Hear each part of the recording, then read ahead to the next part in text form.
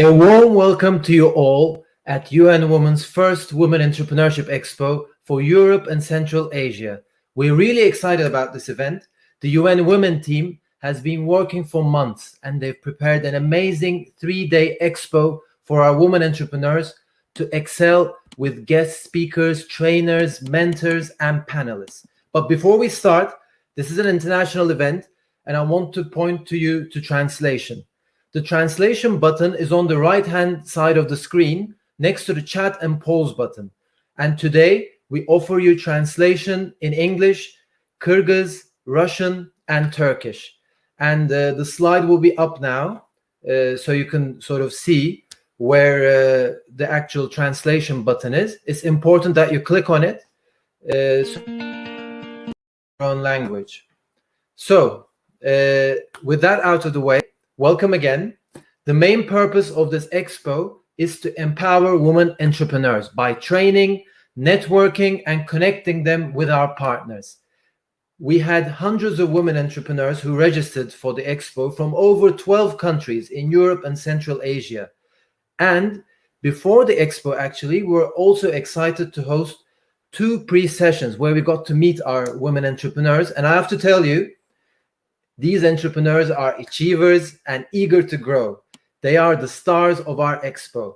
And I would like to thank in advance our trainers, partners, and mentors who have contributed tirelessly to this expo with their efforts. And before we begin, allow me to introduce myself. I'm Fuat Sami. I'm also an entrepreneur myself.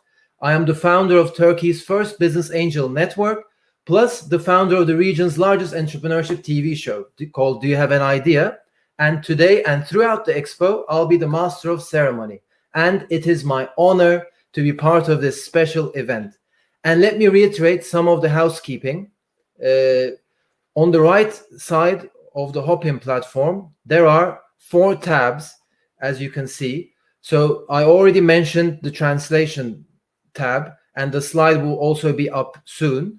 And next to it, we have the chat and polls on the Hopin platform. So the translation side is that you have to click on either English, Russian, Kyrgyz, and Turkish. But a small warning for you, if you click on any of the Q&A and polls areas, you have to click on the translation tab again. On the Q&A side, our team is there to actually respond throughout the event. They'll be posting messages for you. So regularly, please check the Q&A tab. And also, there's a polls section on the right-hand side of Hopin. And there, you'll be actually asked exciting poll questions throughout the event. So don't forget to also please check them. And finally, if you have any questions or any problems with connections, go to the ICT group on the group area on the left-hand side of Hopin. You'll see a group tab. And on the group tab, if you click on it, then you'll see the ICT group area. And there you can actually ask questions. And as you're aware, we're on the main stage now. So whenever there is something happening, you'll see a now button on the left-hand side. So now we're on the main stage. But whenever you want to, if you have any questions, you can always go to the ICT section or elsewhere. So with this out of the way, let's now begin with our opening remarks.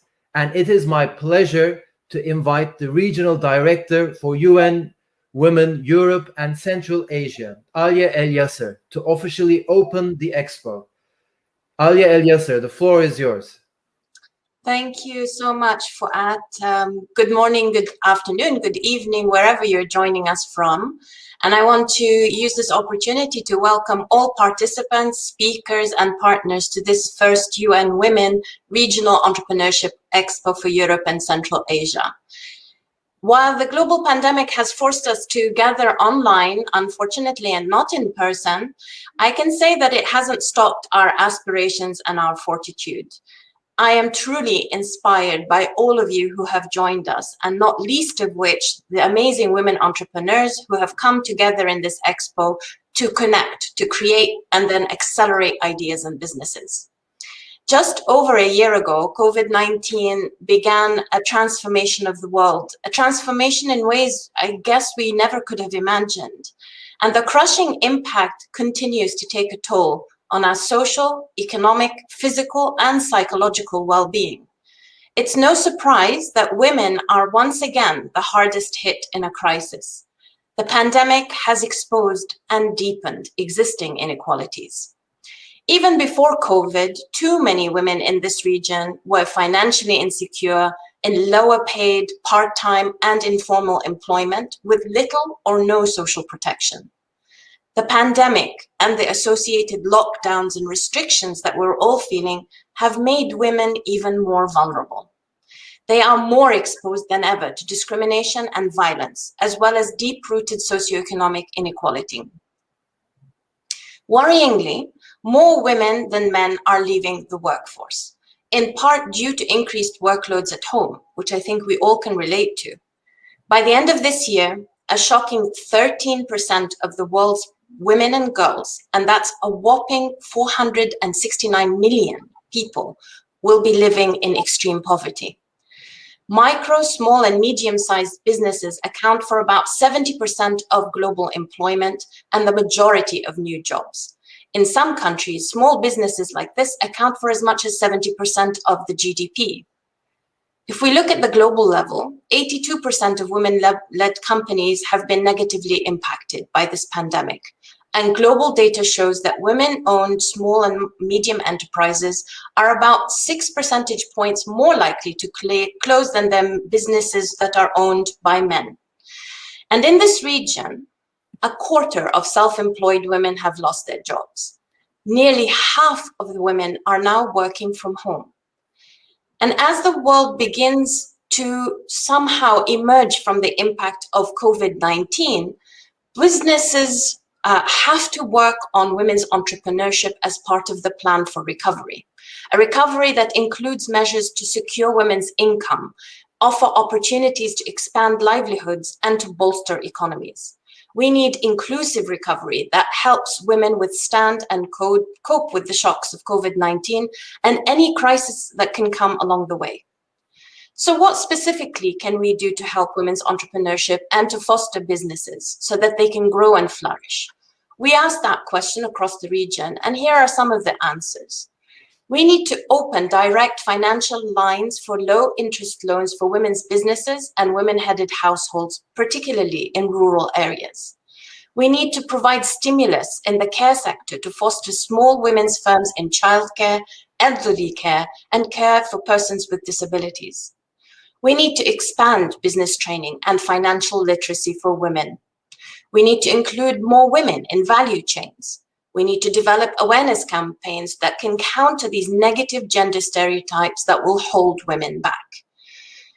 UN Women is very grateful, particularly to the government of Japan, for their generous support to our regional project, which is on responding to the urgent need of women and girls in marginalized and vulnerable situations exacerbated by the COVID-19 pandemic. This year-long project ends next month, and this expo is a culmination of its activities to support the women who have been affected by the pandemic. It has helped to improve work and career opportunities and has launched or expanded small enterprises. Amidst this crisis, all of you, in one way or another, have been part of business survival and recovery. We have so many promising women entrepreneurs with us at this expo. You are joining us from 12 countries across Eastern Europe, the Western Balkans, and Central Asia. You are varied in age. Almost 40% of you are between 30 and 4 years old. 3/4 of you have already built a business, while the remaining are planning to start one. You're working across 23 different sectors, including the food industry, clothing, textiles, education, agriculture, and tourism. We know that 70% of you have been undeniably impacted by COVID-19 in your field of business. And our hope is that over the next 3 days, you will take away winning business development techniques and opportunities shared by expert speakers, facilitators, and mentors who will help you to innovate and experiment with new ideas during the 6 co-creation hubs. We also are now preparing for a global initiative called Generation Equality. It kicked off in Mexico at the end of March and will culminate in Paris, France on the 30th of June until the 2nd of July. At this forum, member states, private sector companies, international organizations, civil society organizations, youth-led organizations are expected to come together to make game-changing commitments to achieve gender equality once and for all by 2030. Amongst these commitments, there are aspirations to increase the number of firms that are owned by women by 25%. And also increase the number of women's economic empowerment national programs that integrate digital services and participation through gender-responsive platforms by at least 50% by 2026. And we sincerely hope that this Expo will contribute to achieving these targets. We hope you will use and benefit from peer learning opportunities, that many of you will forge connections with private sector partners at this Expo and peers who can help you to think through your initiatives, develop them and grow them. We want you to learn from each other and make these connections that will last you well beyond this Expo. I really want to use this opportunity also to thank all our partners from the private sector, businesses, and other critical partners for dedicated commitment to making this Expo happen. They are supporting us as coaches, as mentors, as session leads, as investors, as inspirational speakers. Please do use the opportunity of participating in this Expo to explore their expertise, find out what they are already doing and have been doing for many years to support women's entrepreneurship. They are supporters of gender-responsive value chains, inclusive workplaces, and equal access to decent work. They are here to share their experiences and to guide, and maybe even sponsor with some seed capital. We encourage you all to make use of this opportunity. We look forward to hearing and seeing your ventures and seeing your business plans during the networking sessions. I invite all of our guests and partners this morning to join these women throughout the 3 days. Go to visit their booths, especially today and tomorrow, and later this afternoon, you'll see that in the program. We're really excited that you've come. We look forward to seeing where this Expo will take us. We also have some exciting plans for follow-up, so you really do need to watch this space. And thank you all again very much. Looking forward to these 3 days. Thank you, Fuat. Thank you, Alia. And yes, all of us in one way or another have been part of the business survival and recovery journey. And I would like to personally thank the UN Women team for the efforts that you're undertaking to empower women in the region. At first hand, I've seen the incredible hard work your team has been doing for months. So really thank you. And now I would like to invite His Excellency Shigeki Maeda, the Ambassador of Japan to the Kyrgyz Republic. The Japanese government has been a strategic partner to the region and supporting women entrepreneurs, especially now in the context of COVID-19. So it is my pleasure to invite His Excellency Shigeki Maeda to the floor. Yokozo dozo.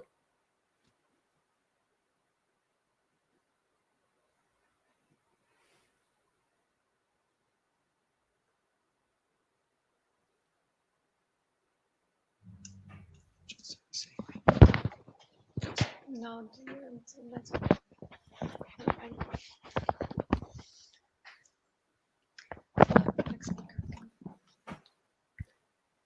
as we're waiting for the Japanese ambassador, His Excellency has arrived. It's a pleasure to have you with us, His Excellency Shigeki Maeda. Yokozo dozo.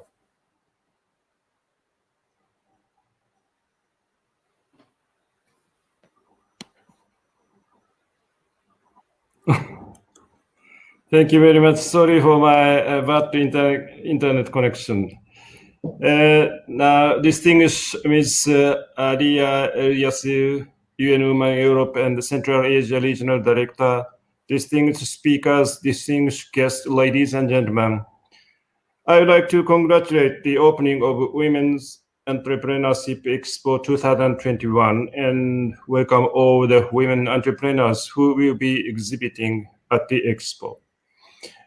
I would like also thank UN Women Europe and Central Asia regional offices as well as country offices for their hard work in organizing this event. In every country in the world, 80 to 90% of the people are frontline of COVID-19 pandemic. Healthcare workers, care workers, child care workers, and teachers, domestic cleaners and helpers, cashiers are women. On the other hand, it is also women who are at increased risk of job loss caused by the pandemic. Women, many of who work in the informal economy, are the first to be affected since they are out of labor protection. During lockdown, the struggle of women to juggle teleworking with housework and childcare is universal. Moreover, main motive for the Expo, a quota of self-employed women have lost their job, is a shocking figure. The government of Japan supports women empowerment by encouraging women to participate in business. A typical example is the One Village, One Product project implemented by JICA, Japan International Cooperation Agency, Kyrgyzstan. In this project, local workers, mainly women, are organized into union associations to produce local products, being supported management, technical assistance, quality control, and sales channels development. The products of this project are now sold not only domestically, but also exported to Japan and the world. In 10 years, the number of associations has grown from 64 to 260. Sales have increased more than tenfold, and more than 2,500 jobs have been created. Likewise, One Village, One Product project, I hope the Women's Entrepreneurship Expo will enable women entrepreneurs to connect with various companies and investors, improve their products and services, expand their sales channels, and sustainably grow their business. The government of Japan continues to commit to promoting women's entrepreneurship. Thank you very much. Thank you so much, sir. Arigato gozaimasu. どういたしまして。Thank you, sir. That was thank you in Japanese. And we also thank the Japanese government for their generous support to the region and for the Expo. And now, before we begin the sessions, I would like to introduce a special guest to inspire women entrepreneurs. The Turkish Enterprise and Business Confederation, TÜRKONFED, is one of the leading non-governmental business organizations representing over 40,000 companies. And here we have the Vice President of TÜRKONFED and also the President of the Commission on Women in Business. So it is my pleasure to welcome Ms. Reyhan Aktar. Hello. Reyhan, the floor is yours. Thank you. Hello. I greet you all with my most heartfelt feelings. First of all, I congratulate the UN Women for organizing this regional fair, where women from Europe and Central Asia will come together for 3 days. This fair sets the stage for more efficient work that will take place after that. The Expo provides a regional platform for women entrepreneurs to come together with private sector, investors, and business advisors in order to stimulate and accelerate business growth. For more than a year, the importance of supporting entrepreneurial women has increased more than ever today due to the worldwide COVID-19 pandemic. In Turkey, especially during this period, the lack of a specific support package for women entrepreneurs has also increased the difficulty in the pandemic process for women entrepreneurs. TÜRKONFED the Turkish Enterprise and Business Confederation represents 30 federations, 273 business associations, and more than 24,000 business people from all over the country organized regionally and sectorally. Among the member associations of Turconfed, there are 44 women associations. These associations are natural members of Commission for Women in the Business World. The Commission works to increase the number of women both as entrepreneurs and employers in the industry and service sector, to strengthen the place of women in the economy, to follow legal legislation and practices in this area, and to support good examples. The data by the report, COVID-19 Impacts on Women in the Workplace, Corporate Responses, Good Practices, the Way Forward, which we conducted in cooperation with Turconfed, TÜSİAD, and UN Women, in order to understand the possible effects of the COVID-19 pandemic on the private sector from a gender perspective, shows that women entrepreneurs are among the groups who are mostly affected by the pandemic. As Turconfed Business Women Commission, we do not only support strengthening of the women in the economic field, but also believe that active participation in all areas of life is the most important lever of being a prosperous society. Together with our 44 women associations that are members of Business Women Commission, as Turkey's most collaborative women's organizations, we work to eliminate structural barriers and create new and innovative opportunities for the development and growth of women businesses by collaborating with our stakeholders for women entrepreneurs. Another study of women entrepreneurs, which is in the analysis stage recently, is taking place to determine the effects of the COVID-19 pandemic on women's entrepreneurship.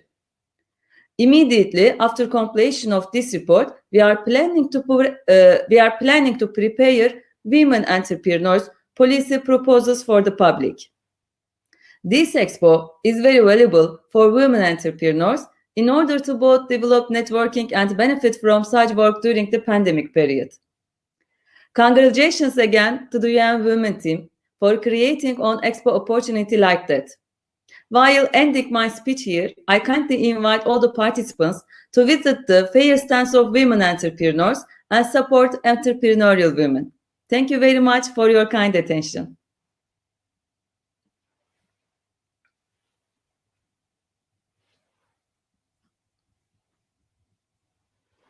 Couldn't see.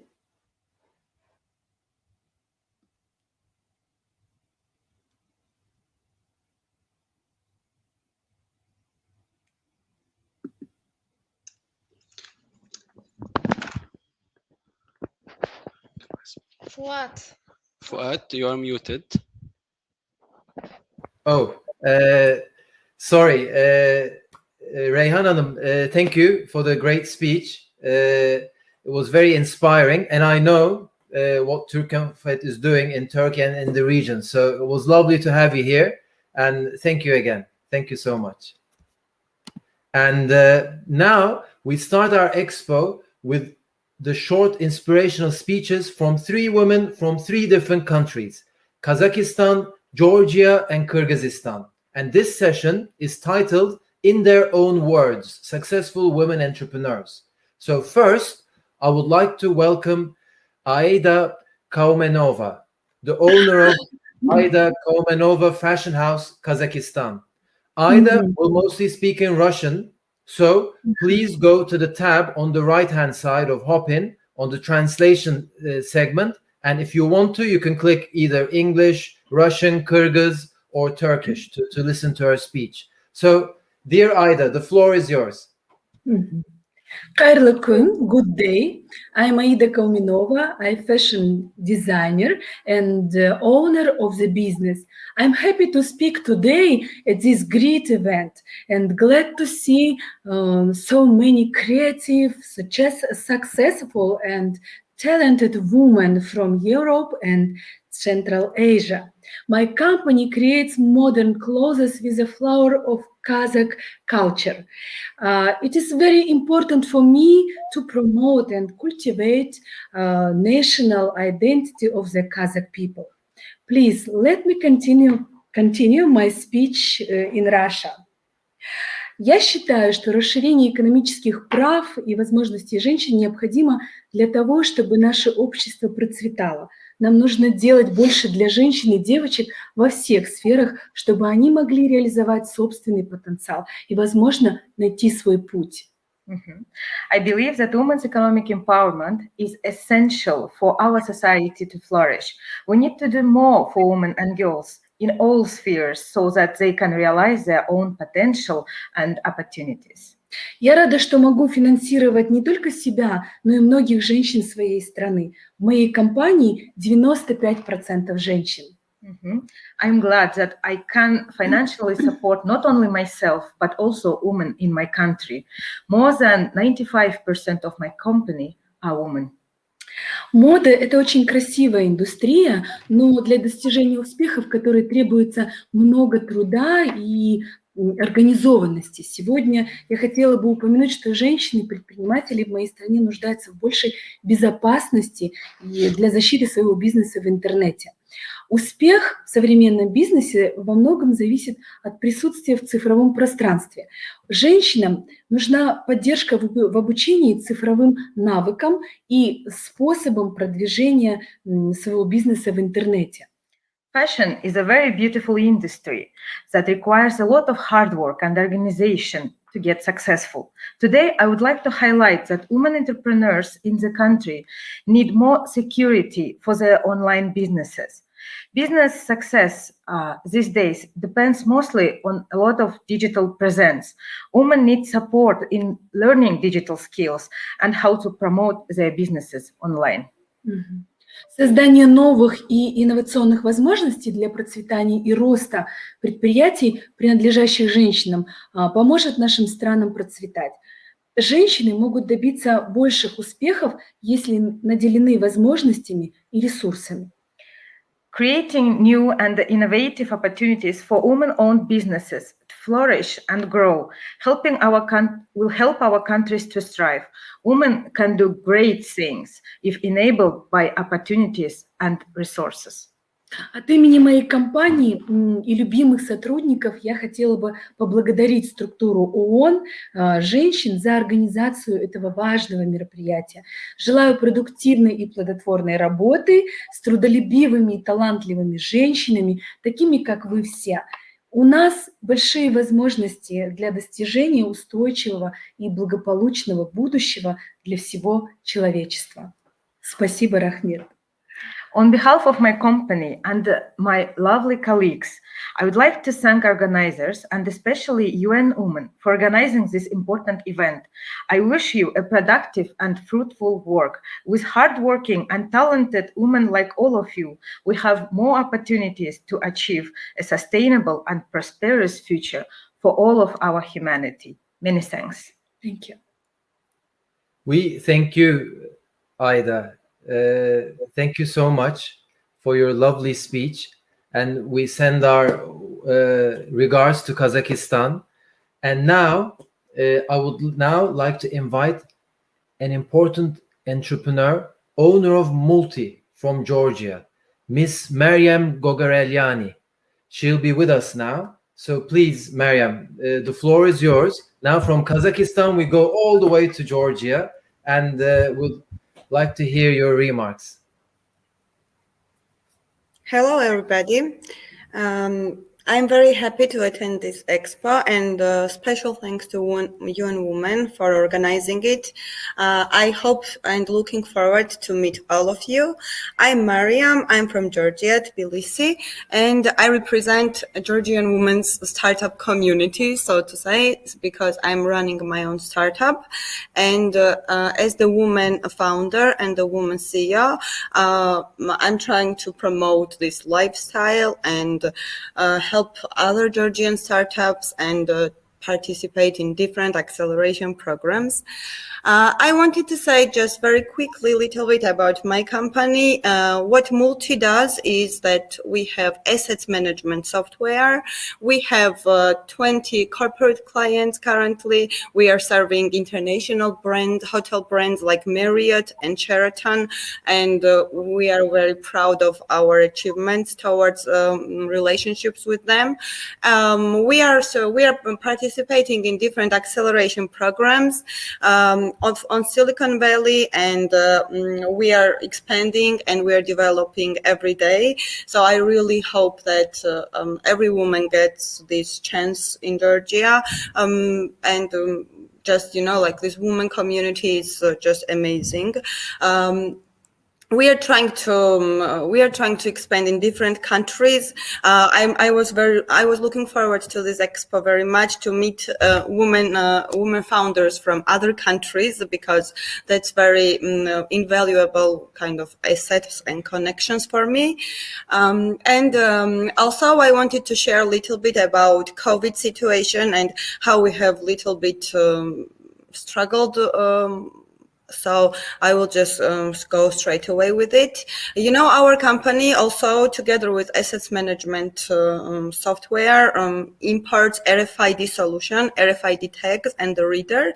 We have the contract with German company, and due to this, and they're amazing, but due to this COVID situation, the customs and the transportation and everything is little bit slowed down, I would say. Not right now, but it was during the first lockdown and the second lockdown. So we had this a little bit inconvenience towards this direction. I really hope that this all kind of goes away soon for all of us, and we can proceed with ordinary happy lives. So I'm together, and right now this problem is less affecting our business, but it was the case, and I wanted to share kind of how this COVID situation little bit slowed us down. But for all other aspects, life is going fast. It's beautiful, and I am very happy to make my speech today and represent my company. It's an honor to be with all of you for 3 days, guys, and I'm planning to make most out of this. So have a great day, and thank you very much for your opportunities. Thank you so much, Mariam. It's again lovely to hear strong women entrepreneur stories like yourselves. You're a real inspiration to our entrepreneurs. So thank you very much. And now from Georgia, we go to Kyrgyzstan. And I would like to give the floor to Aykanish Sapareleva, the country lead of Glovo Kyrgyzstan. The floor is yours. Thank you. Dear participants, organizers, Your Excellencies, and distinguished speakers of such an important and timely event which advocates women in entrepreneurship. This is a great privilege and honor for me to speak up and share my thoughts and experience of growing my leadership in the e-commerce domain and my entrepreneurship journey, as well as to take this opportunity to learn from other bright female leaders today.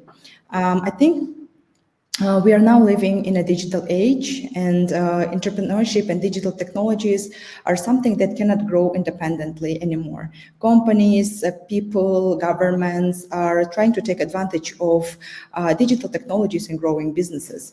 And e-commerce is one of the most promising areas that leads to the inclusive development of the society, where despite gender, age, disabilities, anyone can build a successful business getting connected to the world and anytime and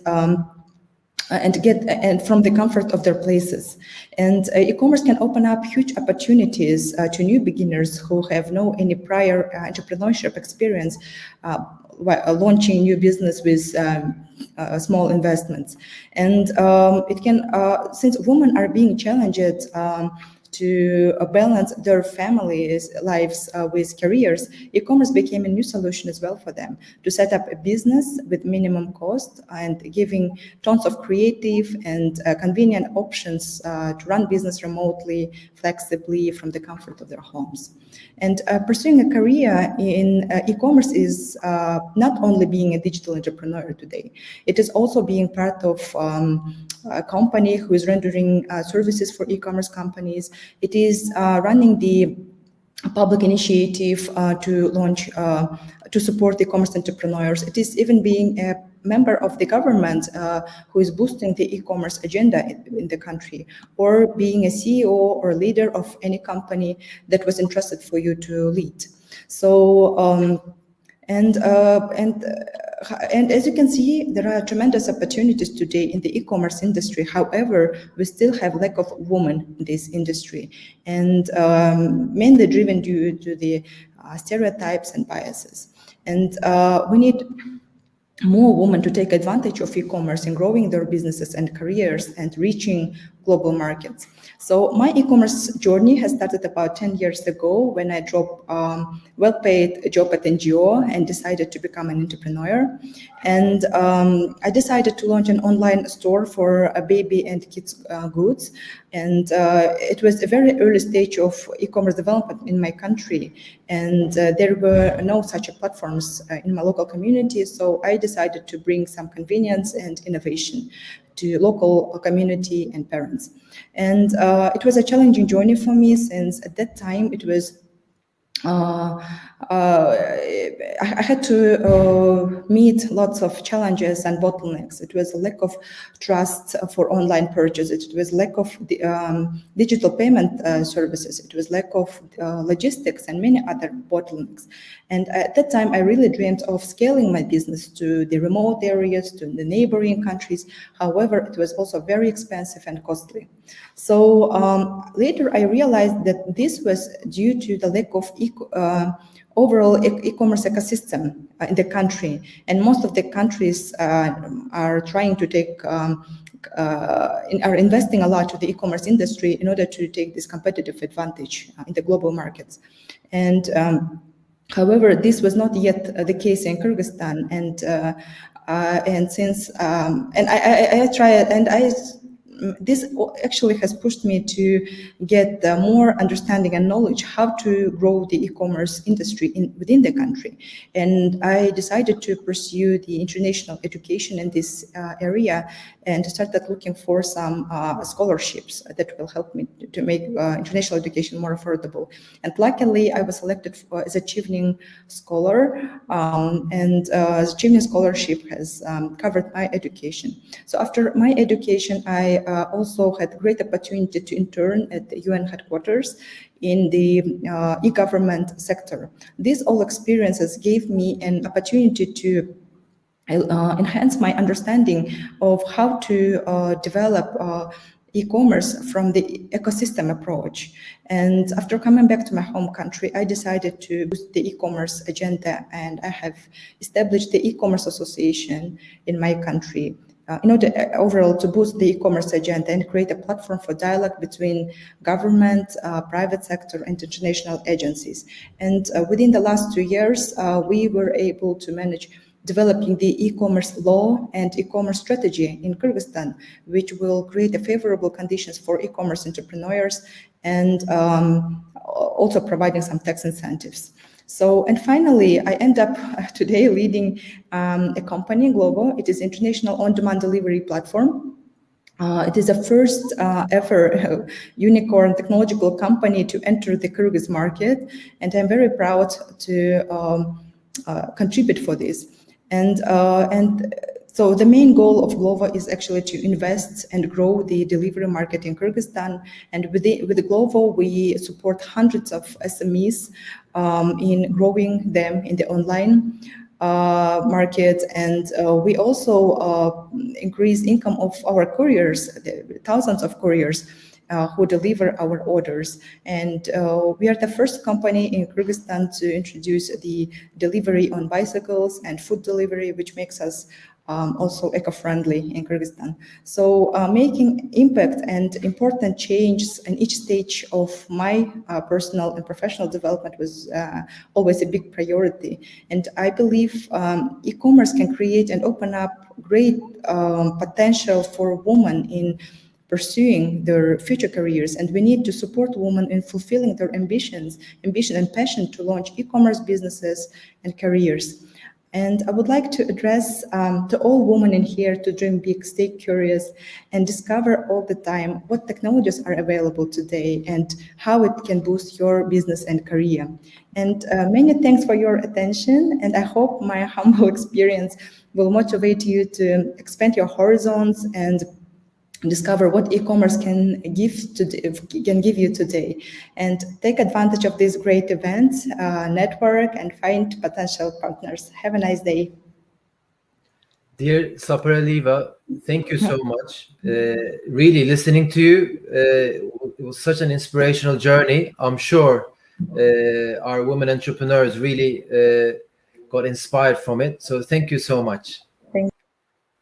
And having heard from our women entrepreneurs directly on how they're succeeding in the world of business, we now turn to our private sector partners. And it is my privilege to start our first panel discussion on promoting women's entrepreneurship and private sector engagement amid COVID-19. This session is led by Business Fights Poverty, a business-led collaboration network that is connecting businesses to focus on social impact. And Business Fights Poverty has been a leading partner since December, supporting us with the launch of the Expo. And I'm really excited to introduce you to our moderator and panelists for the event. Katie Hyson, Director of Thought Leadership for Business Fights Poverty, will be our moderator for this lovely event. And let me also announce our distinguished panelists from 3 global brands. First is Payal Dalal, Senior Vice President, Social Impact International Markets for MasterCard Center for Inclusive Growth. And our second panelist is Natalie Deacon, Executive Director of Corporate Affairs and Sustainability at Avon, and also President of the Avon Foundation for Women. And our third panelist is Tamta Sherdamani, Director for PricewaterhouseCoopers, Georgia. And as you can see, everyone is at a different country, and I'm really excited, Katie, for this panel. And I give the floor to you and the panelists. Wonderful. Thank you so much for that. That's brilliant. And welcome to everybody who's listening and joining in and logging in to hop in today to join this fantastic UN Women's Expo. As all of the speakers have said so far, this is a really, really urgent issue. We're here to help. And so our lineup today is really going to get super practical in terms of how can we as bigger businesses potentially support and help smaller businesses, women entrepreneurs themselves, but also we've got a wealth of insights and expertise in this fantastic panel, and they are going to be sharing that broadly with us today.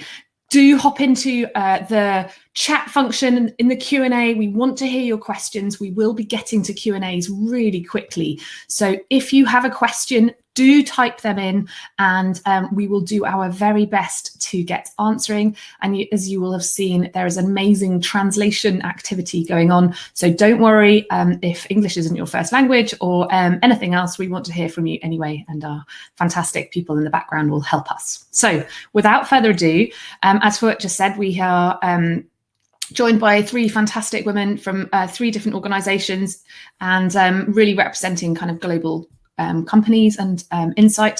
So I want to turn firstly to Payal. Payal, you are part of MasterCard's inclusive Center for Inclusive Growth, and I really want to ask you around how can the private sector actually help women entrepreneurs? Payal. Hi, Katie. Thanks so much. And thank you so much to UN Women for hosting such a fantastic virtual expo. So I just want to flag 4 points in terms of how the private sector can help women entrepreneurs. The first is that the private sector has to design financial service products with women in mind. I think women entrepreneurs face different challenges and have different needs than male entrepreneurs. So let me just give you a couple of examples of what we're doing at MasterCard. On the commercial side, we are part of something called the Financial Alliance for Women. And it's a B2B network of financial services companies dedicated to championing the female economy. And we share best practices on how you can really design financial service products with women in mind. The second thing we're doing here at the center is we're working with CARE USA to provide technical assistance to financial service providers across Peru, Pakistan, and Vietnam, so they're designing better financial service products with women entrepreneurs in mind. So that's the first point, that we have to really think about the financial service products we're designing and really design them with women entrepreneurs. The second point is that I think the private sector really needs to help create and support networks of women-owned businesses so that they can support each other, so that they can learn from each other. We're doing a couple of things in this space. First, we have a program called Start Path, and this purposely brings together a community of women fintech leaders so that they can learn from each other, but that they can also do business with each other. And we help them access investors and major companies. The second thing the center is doing is in India, we're building rural chambers of commerce for women entrepreneurs, because we know that women in rural settings, especially women entrepreneurs in rural settings, just don't have access to the same resources and support networks as urban and peri-urban entrepreneurs. And we're also in Indonesia and the Middle East partnering with Mercy Corps, and we've created a virtual platform called Micro Mentor. It creates virtual connections between micro and small businesses and mentors and other business owners that can help them. So if I'm a woman entrepreneur and I need help writing a new online marketing plan because everything has now transitioned to digital, I can reach out and find a mentor who can help me do that. The third point I'd make, Katie, is that the private sector really needs to work on unlocking access to capital and credit. So on the commercial side, one of the things we're doing at MasterCard is that we've created products like Jazaduka and Keynote that use alternative forms of data to try to de-risk the women entrepreneurs so that they can access credit, which is very, very needed, especially in these times. And then the last point I'd make is just the imperative of the private sector to help women entrepreneurs digitize. And I think this is such an important point, because now COVID has really made the digital economy synonymous with the economy. And digitization is complex and nuanced and means a whole host of things, from low-cost global communications and networking to new employment relationships, to platform business models, to virtual and integrated supply chains, to innovative finance and digital payment flows, to automation, big data, and artificial intelligence. And I could go on and on and on. And the truth is, digitization in the broadest sense is really reshaping how business is done. And the onus is on every micro and small business to digitize in order to survive and thrive in this changing landscape. At minimum, every business needs some combination of new digital capacities to promote themselves via social media in new and organic communications with customers and suppliers. They might need to digitize internal processes. They might want to appear in free and paid searches and on maps. They might want to participate in digital platform marketplaces. And all of this, and I haven't gone through an exhaustive list, but all of this requires new capabilities, new technologies, and a significant investment of time. And we know that women entrepreneurs, time is scarce, and there's a real challenge with time poverty in addition to cash poverty. And so as I think about how the private sector can help women entrepreneurs, these are the 4 points I'd make, is that we need to help ensure that financial service products are tailored for women. We need to ensure that we're facilitating networks for women entrepreneurs. We need to help unlock access to credit, and we absolutely need to help women entrepreneurs digitize. I know my fellow panelists are going to talk about some of the efforts they're doing to help digitization, so I will stop there, and I look forward to the rest of the conversation. Thank you so much, Payal. And we will work really hard to get the links to some of those pieces of work and access to some of those resources into the chat function for you. I can't promise we're going to do it straight away, but we will get there as quickly as we can. So yes, as Payal said, we are going to hear from some other organisations who are working really hard around that kind of taking your business offline to online. And I'm going to turn now to Natalie. So I know that you guys at Avon have been working really hard at this. I want to talk a bit more broadly around the kind of barriers to entry for women entrepreneurs as well into bigger businesses, whether it's supply chains or whether it's working alongside them, and all of those pieces. Natalie. So really delighted to be here. Really inspiring to hear Payal talk about all of those amazing resources for women, and kind of talk about removing barriers to entry. This is where we need to start, and it's amazing even to be here today having this expo focused on women and female entrepreneurs, because one of the first things we need to do is to make entrepreneurship more accessible for women. And actually, I think that starts even beyond some of these great tools and toolkits for women. I do this regularly. I Google image searched entrepreneur this morning, and actually only about 70% were men, 80% were suited, and pretty much 80-90% kind of looked extremely scientific or mathematical in some way. Lots of algebra going on in the background, lots of symbols.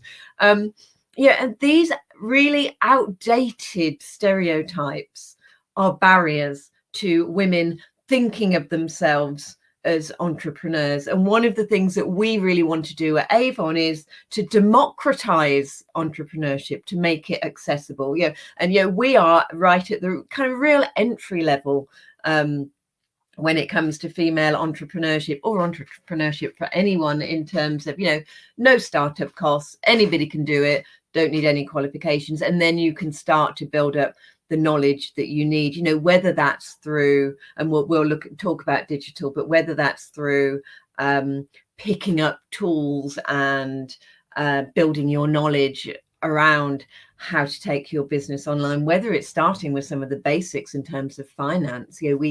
Brazil is one of the biggest markets, and a huge proportion of women there still don't have bank accounts. So one of the partnerships we've had there is with Bradesco to provide women with free bank accounts so they can start to build up even that very basic knowledge. So I think there's a lot that we need to do, and we all have an obligation to democratize entrepreneurship, to make it accessible, to take it beyond an event like today. Because the amazing thing about today is we have got a whole group of people who think of themselves, or at least think they can think of themselves, as entrepreneurs, and we need to take it back a step.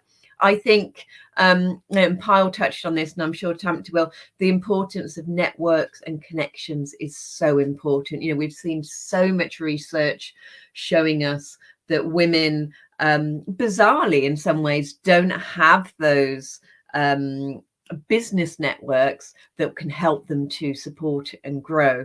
And you can't be what you can't see. We've done some research in the last few months that really shows the impact that the pandemic is having on women, not just from the job loss financial perspective, which, and deepening inequality perspective that we've all heard about, but even in terms of confidence and not having platforms out there to share their stories. So one of the things that we're doing at Avon is trying to connect even our own representatives across the world to share their stories and to inspire others, and to kind of get around some of those issues around things like time poverty. And women should be good at this. Women are great at making connections, so we need to create more opportunities for them to do that. I think on the point around building skills and digitizing in particular, this is a huge focus for Avon, as you can imagine. So for Avon, women have been selling beauty on their social networks for 130 years, before they had the right to vote, before the World Wide Web existed. And we are now on a process to digitize that. And we have a huge range of people from the Gen Zers and the millennials who are digital natives, through to an older demographic. And I don't want to characterize by generation, but a generation for whom the idea of posting a video on Snapchat about a lipstick is pretty intimidating. And I think we've learned it's about making it as intuitive and easy as possible, which isn't always easy. But again, coming back to connections. So always creating opportunities for those women to connect with each other and learn from each other and fix each other's issues, as well as having all of these regular touch points. And particularly last year through the pandemic, we increased tenfold the contact that we have with our network and the opportunities for them to connect with each other, and that was everything from online yoga to kind of how have you managed to build your business on Facebook this week. So I think the importance of connections and conversation and taking this conversation beyond this group to a group of people who might not think of themselves as entrepreneurs in the first place is really important. So in a year's time, maybe there won't be 70% of people wearing suits who are male with algebra around them, and we can get it kind of looking and feeling a little bit more representative. Amazing. So not only we just have brilliant practical advice there, everybody, around how to get those kind of networks going, but also if we can spread that love out beyond and try and take over the internet and tell everybody what an entrepreneur actually looks like in real life, because that you are one of them. And obviously this week is all about networking too. So do hop into and explore the rest of the expo, because there's loads of networking opportunities, and hopefully that's why lots of you are here. But also, can we try and encourage more people to come to this sessions and others, so that they might think of themselves as entrepreneurs too? And that's why I want to turn to Tamta next. Tamta, I know firsthand that you've been looking at what it takes to be an entrepreneur from a sort of more regional perspective. And I think you kind of hit on something around mindset a bit. And I wonder whether you wouldn't mind exploring with us a little bit more about how we can better see ourselves as entrepreneurs. Tamta.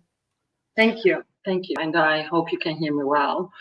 So the first thing what I want to mention is that I'm already amazed how many women have already broken that stereotypes about women being entrepreneurs. And we've seen such great examples from the region I didn't even expect, and it's very exciting. And I don't know, I don't have words.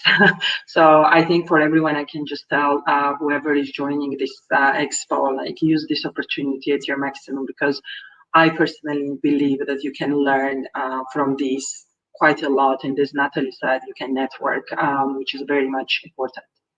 So when we come to the mindset and the stereotypes, let's do not forget the region where we were growing up and the participants of this conference and expo, that we're coming from the region and what culture or what ecosystem we were brought up. And majority of women today on this expo will agree with me that we were growing up and told that we are good mothers. That's one of our main aims in life. Or we are good employees, we need to learn, study hard to get farther and farther career progression and promotion. Because of that, we need to learn. But when we start thinking deep in our hearts, no one actually probably has mentioned to us that we can be a really good businesswoman. We can start some of our own activities. And it doesn't necessarily contradict to the fact that you are a mother and you can be a good mother, you can be a businesswoman in parallel. Or if you are a good employee, you can also turn into a really good business woman in parallel. And there are so many activities also done in the region, like throughout UN agencies, throughout various embassies, like the Japanese embassy we heard as the welcoming speech, some other embassies. There are quite broad range of donors who are trying to help women to start their own business and be more and more economically empowered. And why it is important, why everyone is trying to do that, and why it is in everyone's agenda, is that we all know we represent quite the majority of the world's population. And if we are economically empowered, we create more sustainable value chains, and it more broadly helps to solve the poverty issues which we are facing globally and specifically also in this region. You mentioned Payal mentioned about the access to finance and diversified mechanism which private sector can provide. We ourselves in PwC, we have our own programs in terms of diversity and inclusion and how to empower more women and have them more on board in terms of the leadership and how they can be themselves as an inspirational leaders and be an example on the market. It's very important that everyone realizes that we have equal opportunities we believe in ourselves, that there is nothing we can't do, and we can multitask in parallel. We can be a mother, and we can be a businesswoman, or we can be a really good leader in whichever organization we're working for. And it's important to understand in terms of the network and how you start your own business and why you can start your own business also. And usually we have that sense that we can find the products or the services which the market is missing, because we face this discomfort and we will try to resolve that issue. So this is a really good starting point in that case. We all have friends, we have family members, we can run our ideas and test them with them. We can also brainstorm with them, and a lot of our friends and family members will support us. The only thing I think which we are missing from the initial, which was put, I don't know, somehow in our mindset, is that we just need to believe in what we are doing, and we will achieve greater things. Another thing is just to stay connected in terms of the local communities or the networks. And we had a couple of entrepreneurship agencies, and they're very strong, and they have very specific programs also for women entrepreneurs, and they're supported from donors. So it doesn't necessarily need to for women to take financial liability in terms of taking a loan, etc. They can also apply for the projects and initial ideas where they can get grants. And with these grants also, couple of organizations and the really bigger ones are doing the capacity building also. They will help you go through this process together with them, and they will have people like me, for example, supporting you in terms of understanding the basics of financials, financial management, or how the supply chain is working, how you need to get more broadly connected to the overall value chain, what value added you can bring to the potential investors, or how to talk with the investors. So I think, as we say, and we love to say it within PwC, the sky is the limit. And I would encourage everyone to start thinking of their own business and their ideas. And if anyone has any further additional questions, or they would like to brainstorm or discuss it, I think we all are here, and I'm also here. So feel free to approach and reach out to us. Lovely. Thank you so much, Tamta. And I'm loving all the chat that's coming in on the messages. I love all the questions. More, please. I know that, Natalie, you set off a whole spiral of conversation around yoga. So if your yoga classes are accessible to everybody, now is the time to share them. But thank you very much. Do keep your questions coming in. Payal, I want to turn back to you. One of the questions that's coming in from the chat is really around are some of these products, support pieces global and local? Can people access them? Where might people find them? I know that there have been some links that have also been posted to chat around what you talked about. So Payal, over to you. Yeah, absolutely. So I think it's a balance of what we do. So in some cases, like the Micro Mentor platform that I know someone has shared the link to, that is a global platform. It's in English, it's in Spanish, it's in Arabic. We're continuing to expand it to other regions, but because it's virtual, that's the beauty. It doesn't matter if you're in Kazakhstan or Armenia or Poland or the UK, you can access it. But we recognize that, sometimes local is the most important. So that's why our portfolio is really a blend of tools that can be globally accessed, but also, as I mentioned with our project in Mandeshi, it's very much around, rural chambers of commerce in rural India. So it's a balance, and I think some of the links have been put on the chat. One of the things I just wanted to build on that Natalie mentioned was, both Natalie and I talked about time poverty, and we've also talked about, and Natalie also talked about the skills gap that often exists with women entrepreneurs, whether it's financial management, whether it's digital. And I guess the call I would make to the private sector and those of us who are supporting entrepreneurs is we have to make it easy as possible. And I think that is something Natalie also said, because what I have found is, there has been a real surge in resources and opportunities to help entrepreneurs given the pandemic. Whether it's government relief programs, whether it's new corporate social responsibility programs, fantastic. But if I'm a woman entrepreneur, I'm having a really hard time navigating all of this, and I'm having a really hard time prioritizing what I should do. And so for all of us who are helping to create these mechanisms and resources for women entrepreneurs, A, we have to make it really easy, but B, we have to go where the women entrepreneurs are.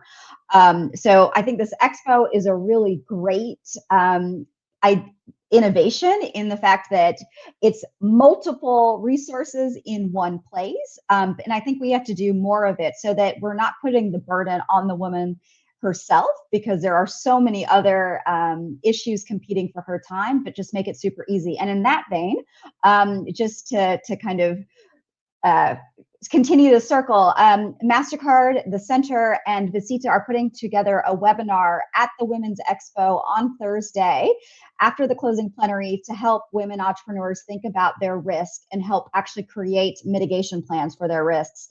So here's one specific resource that's open to all of you and coming to where you are. But please join us for the webinar on Thursday after the closing plenary. Oh, sounds like a fantastic session. Not that all the other sessions aren't going to be completely amazing too. Obviously, Pyle, you know, let's democratize this. They're going to be all brilliant. But, you know, good plug there. Natalie, I want to turn back to you. Beyond the yoga, we also sort of talked about a little bit about some of the supply chains piece. Is there any advice that you would have for people who are listening to this around how do you start even trying to access supply chains and get your business and your products out there? It's a great question. From our perspective, from the corporate perspective, we are looking to increase the number of women-owned businesses in our supply chain. You know, whether that is, you know, the women or the people harvesting rose petals for fragrance, through to kind of having more female noses in the industry. You know, fragrance is another male-dominated industry. So I think it needs to be a partnership, because it can be really difficult to break in when you're not on the supplier list. But there, you know, we as a corporate partner with organizations to try and help us to build that. So actually a really great starting point is to look out for organizations like We Connect, for example, whose premise, you know, kind of premise of being is to help connect businesses with female owned, run, led businesses. You know, so we are specifically undertaking some work at the moment to benchmark how many among our supplier base, how many women-owned businesses or women-led businesses do we have? And, you know, there's some kind of nuance there around whether it's owned, led, managed. Yeah, we're trying to keep as broad as possible, because I think if you get too exclusive there, you start to cut your options. So we're doing some work to benchmark that, to set ourselves targets to increase. Yeah, and we're looking for more organizations to partner with, whether that's female innovators creating some of our new beauty products, for example. You know, I think there's also a really interesting issue around intersectionality here. At Avon last year, we launched a beauty and colour initiative, so specifically incentivizing and creating a competition for women of colour to develop products for other women of colour. So I think there are lots of opportunities out there, and I would say to the audience listening, look out for those organisations that are the glue in the middle. I think that's a good way to try and connect with corporates, but also have a think about what are the kind of businesses you want to work with, and just make an approach. You know, it's amazing how often an email will just land, or you will meet somebody, you know, in other times in a real life in-person conference like this, and have a conversation. So I think, you know, it needs both sides to act there. Brilliant advice. Thank you very much, Natalie. And hopefully we'll get some of those connections and links into the chat again. So We Connect, again, fantastic organisation. Hopefully we'll get your Women of Colour competition link into the chat too. I know somebody was asking about who Business Fights Poverty was too, and you'll find our CEO and founders also in the chat. So go and annoy him. He's Zahid. He'll send up lots of links too. And we're obviously here to support you all to try and create connections and collaborations too. Tamta, I want to turn to you. A couple of questions have come in on the chat for you, quite specific for you, which is really around how do you find out more about the grant programs that you mentioned, and is there any sort of eligibility criteria? But also, is there any kind of other kind of local pieces, connections, that glue that Natalie mentioned that people should be aware of? Yeah, sure. So first, in terms of looking for funding or for the grant opportunities, I would prioritize a couple of donor agencies and a couple of embassies. So it's for women locally to do that locally by themselves.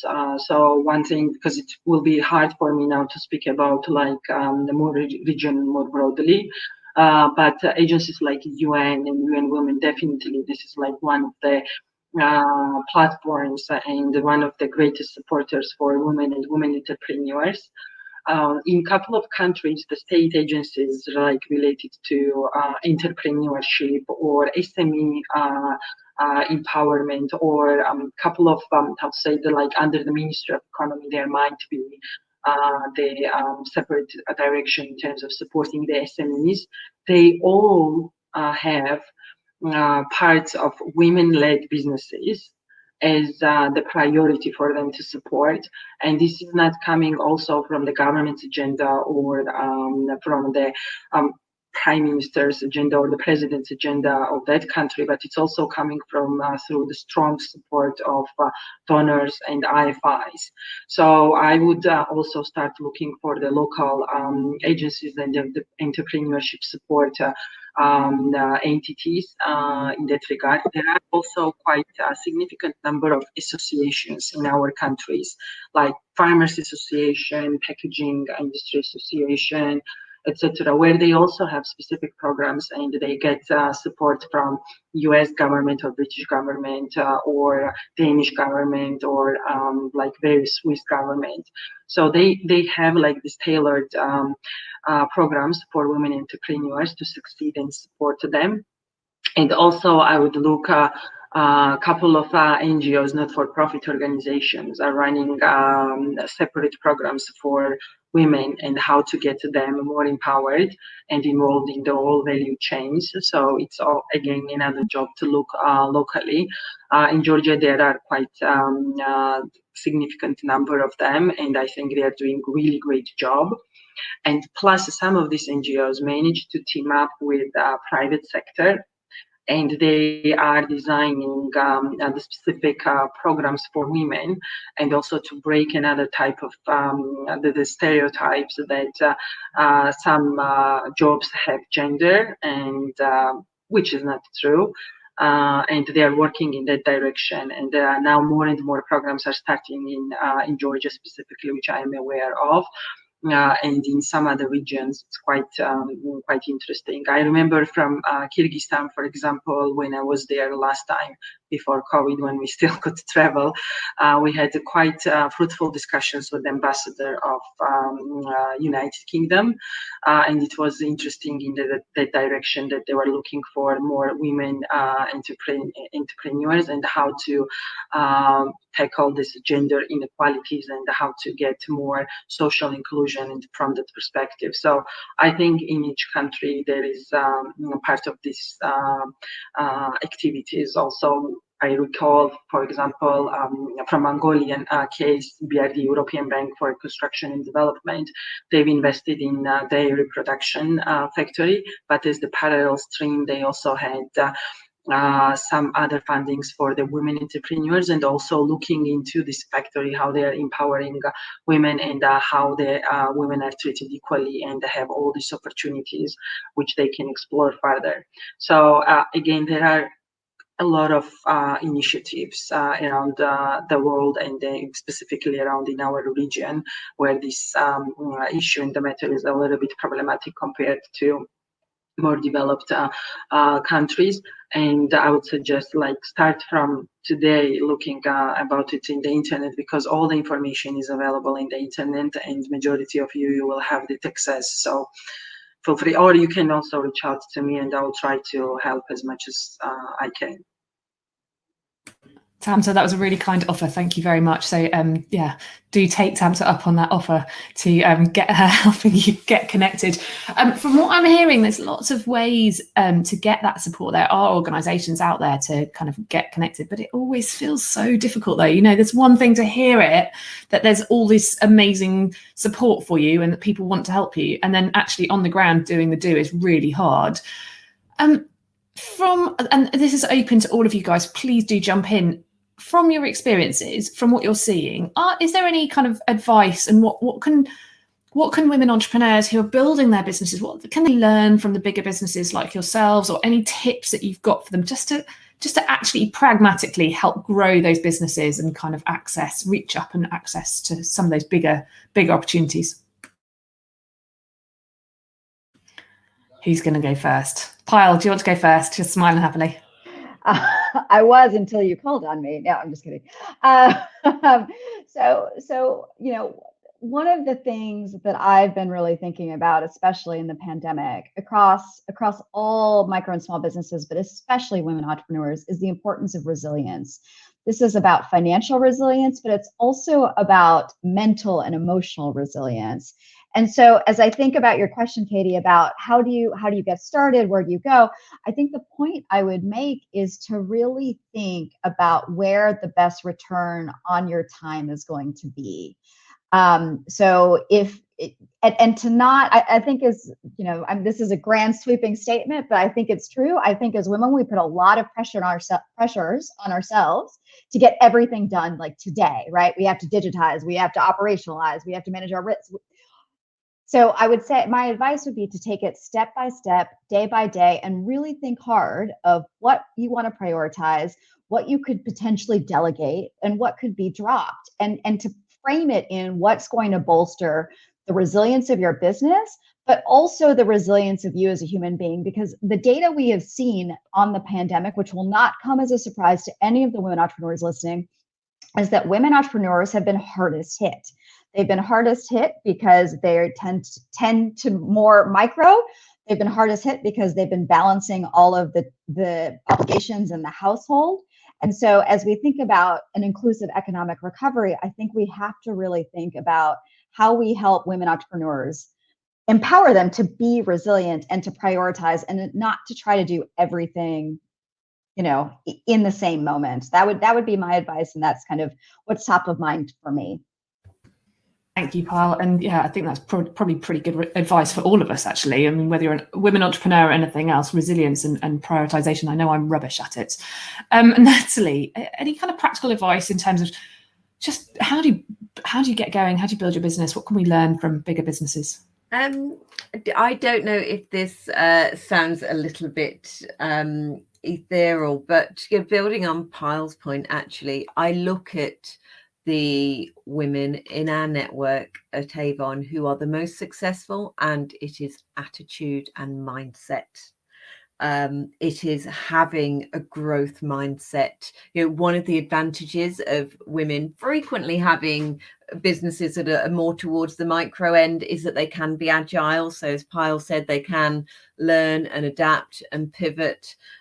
So while in some ways I feel like that doesn't sound awfully practical, I do think that mindset and attitude make a phenomenal difference here. And that's where, you know, I hate kind of getting into mass generalizations, but, you know, I do think that's where, you know, we frequently see patterns of behavior in women around confidence, around resilience, around not, yeah, it's the old ad you say, and I really try not to stereotype, so forgive me, but yeah, the way they talk about their experiences, the way they even put their CV together, you know, there's a real difference there. And I think the more that we can grow that attitude and growth mindset, and I'm trying to avoid analogies like being a bit more ballsy, because it sounds awfully male dominated, but you know, really getting a bit more brazen.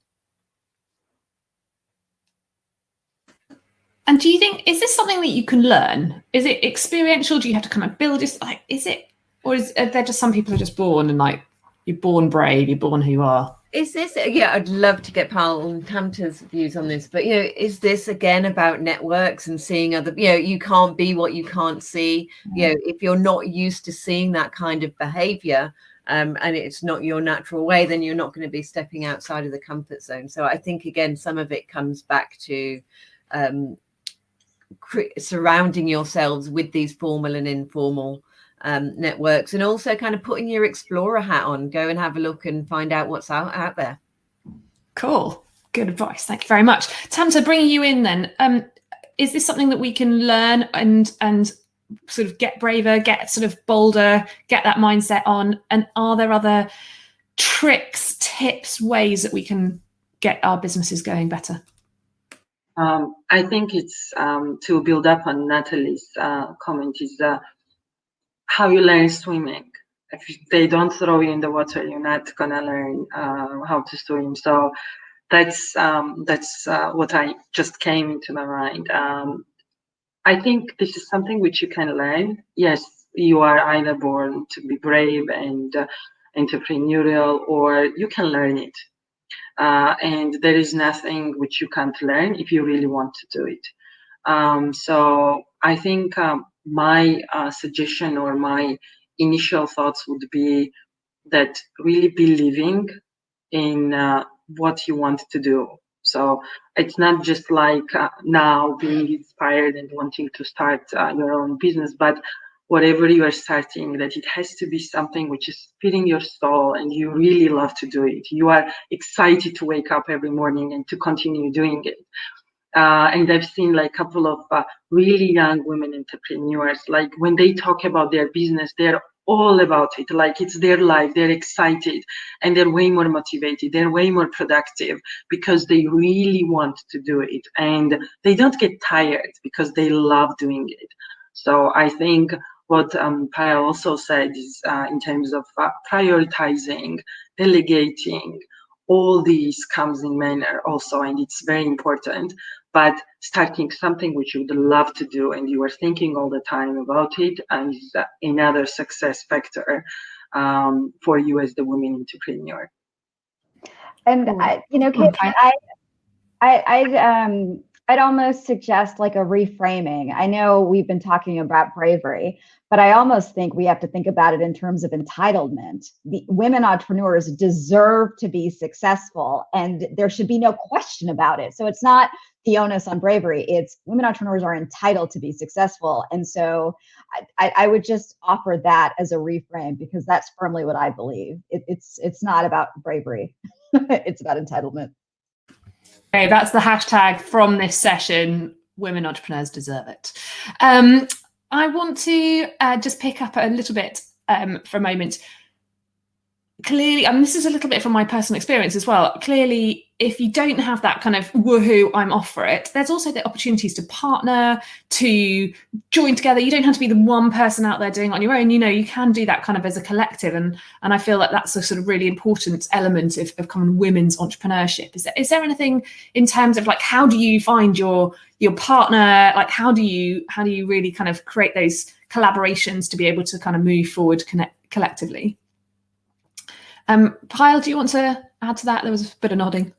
Sure. Yeah. So I think it goes back to where we started this conversation. It's all about the networks and it's about meeting like-minded women entrepreneurs, like-minded women who you want to work with. So I think that's kind of how you find your partners. And I would say too, again, not everyone needs to be brave and have confidence, but you need to surround yourself with people who empower you, who will give you that confidence and who will push you and to help you kind of identify where your successes are and take real encouragement from those. And so I think you're absolutely right. It's women entrepreneurs should not have to do it alone. And partnership comes in a variety of forms. It can be business partners. It can be people it could be, people that are on your informal board of directors. It can be mentors. I think women should be thinking about this in a myriad of different ways. But I do think that importance of the network and support network is just critical. Cool. I also love what Tamta said about, do something you're passionate about, and it takes me back to kind of Avon's model, which is about reaching out to people that might not think of themselves as entrepreneurs. They're just doing something they really like to do. And actually, if you're doing that, if you're following your passion, whether it's lipstick, whether it's finance, whether it's e-commerce, if you're doing something you love, you can find other people that love it too. Amazing. So I think we're in our last sort of 5 or so minutes, and there was a brilliant question that came in on the lines. And thank you to everybody for sharing their questions. If you've got more questions, do pile in. We'll get into the chat if we can to answer them. But my kind of this question came in, I just think is a brilliant wrapper for everybody. They asked about your mentors, or like what kind of keeps you going and keeps you motivated and helps you grow as well and stay resilient. And I just wondered whether each of you would just talk a bit about, because you guys are all fantastic, amazing women too in your own right, and I said undermine that. So Tamta, I wonder whether you would mind going first. What motivates you, or who inspires you? Thank you. I had a great opportunity to work with really great leaders, and that was one of the key factors for me to learn and lead by example. But let's put it on the side, because I had that opportunity, or I had an opportunity to get access to the different type of education, which was way more inspiring and way more reshaping me as Tamta. One thing I can say that what drives me or motivates me is that I'm actually doing what I really love to do. So that's something which keeps me going and makes me more excited. Another thing is that which on me personally adds more drive is the challenge, which I'm not standing still. I can't stand still, to put it in that way. And I need to be challenged, and I need to find more challenges or more excitement to keep myself moving, and not just don't stand still. That's very important. And specifically now, when everything is moving so fast, you have to catch up, and you have to be in shape. You have to be on move, and you have to be on top of things that you want to be successful in parallel of what you are doing and what you love to do. Thank you kindly, Tamta. Natalie, what inspires you and sort of really motivates you and keeps you going? A little bit like Tamta, actually. I'm a big believer in the theory of marginal gains and continuous improvement, and I just get a kick out of doing things better and getting better. I'm also really lucky working with Avon that I get to meet amazing women who have built up their businesses, often from very little. Women who have had close to nothing, and are able to not only buy themselves an amazing house, but put their kids through school and improve their quality of life. So that is always enormously humbling, actually. But I'm also lucky being part of a big organization. I've got loads of inspiring role models, male and female. I would be really keen to say male and female in the organization. Do you know there's something else that motivates me is just the movement we've seen in business actually to embrace more diversity generally, diversity of thought, diversity of being. Even in the last 12 months, the concept of bringing your whole self to work has changed enormously again. And I think that's a really positive move forward. And for me, actually, doing something I love, feeling I can express myself and just being myself makes a really big difference. And, I'd urge other people to feel comfortable in their own skin. We've talked about needing to get into that circle of confidence and that sense of entitlement. And you do need to push yourself, but also just be yourself. Cool. And I know that there was a comment or a question on the line from Nelly around how do you manage this when you've got children and various other pieces, and hopefully we'll get into the chat. But I think kind of building on your point there, Natalie, I mean, this in some respects how horrendous lockdowns have been, and the pandemic, actually the ability for everybody, men and women, to bring their entire selves, because their children appear normally on the lines with you. Well, that's what happens to me. So hopefully we'll be able to answer your question a bit more thoroughly on the chat there, Nelly. But I do think that there has been a bit of a step shift recently because of that. Pyle, bringing you in, what motivates you? How do you stay resilient? Yeah, so I'll start on a personal note, and that's that my mom is an entrepreneur. So she she with my dad raised my sister and I, and at the same time created a jewelry and clothing business. And, I saw how busy she was. I saw how she was able to prioritize everything, both her kids and all of our extracurriculars and her business. And it's just been a constant source of inspiration and motivation to help other women like my mom. So that's one. Two, it's actually meeting entrepreneurs themselves in the field. We at the Center for Inclusive Growth do a lot of programs supporting women entrepreneurs, and MasterCard has a commitment to bring 25 million women entrepreneurs into the digital economy. And so, our company is really working at scale, and meeting these women entrepreneurs is absolutely inspiring. And I actually met a bunch of Avon entrepreneurs in India, and I can say they are a massive source of inspiration, ingenuity, innovation, creativity, and agility. And so that's where I get my energy. And in terms of resilience, I try to practice what I just previously preached, which is around prioritization.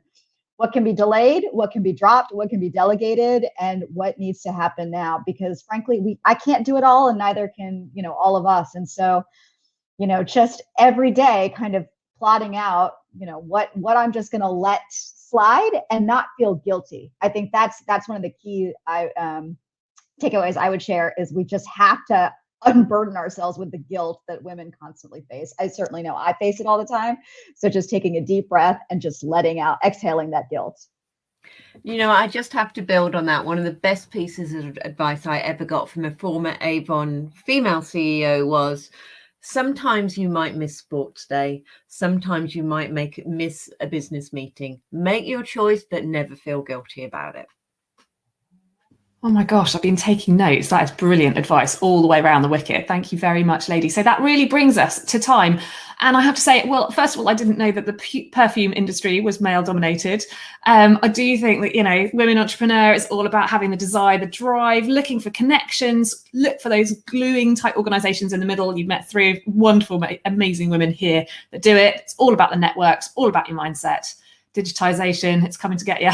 We're going to utilize all the opportunities it can and create those spaces for resilience as well as we get going. So a massive thank you to everybody who's joined us today for submitting your questions, for being part of this, to our amazing three panelists, and to the UN Women for setting up and giving us all this amazing space to have these conversations and impart this wisdom. So it leaves me, without further ado, to hand back over to the UN team, but also to encourage everybody to really step up, be the entrepreneur, and let's reach out and change other people's mindsets too. Thank you very much. Katie, thank you so much. And actually, in your last speech, you said we met three amazing women. I have to change it to 4 amazing women. It was an amazing panel, really. And thank you for all the other dear partners for sharing your experiences. It was really inspiring. And so now we're about to close the opening session. And for the closing remark, I would like to actually invite the Deputy Regional Director for UN Women Europe and Central Asia, dear Blair Tachela. The floor is yours. Thank you so much for that. Thank you so much, dear partners. What a great opening and what an exciting panel. I loved your line, Natalie, follow your passion. I'm also a strong believer that it is passion that moves us forward to make a difference, to be successful. I see we have so many questions for this panel. Please rest assured, dear partners, dear participants, that we'll answer all of your questions. And I would like to thank all of you, dear ambassador, women entrepreneurs, businesses, mentors, and all of you, dear partners. This is just the beginning, and for some of us, the continuation of a beautiful friendship, of a beautiful partnership. This is the beginning of our Women's Entrepreneurship Expo. For those of you who are connected, please do stay in the Hopin platform. Meet our women entrepreneurs from across 12 countries in Europe and Central Asia. We'll offer 6 rich, interactive co-creation hubs on different topics, ranging from branding, marketing, creating impact value chains, innovative financing, e-commerce, pitching to investors, and so many other interesting topics. And throughout the day, we'll also showcase 80 booths where women entrepreneurs and partners will present their businesses, products, and services. I encourage all of you to visit these booths, inspire, support women entrepreneurs. This is the first stage, connect and create, for the next 3 days. As Alia mentioned in the beginning, we'll follow up with more exciting activities to create a platform for women entrepreneurs to strengthen their networks and business ideas. It's all about networks, as Katie mentioned. I'm confident that by working together, we can expand the networks, we can expand the talent pools, we can expand the customers and value chains and bring benefits across homes, across communities, and across economies. Please do follow us at #ConnectAndCreate. Follow us on our website. And thank you again, and do stay tuned. Thank you.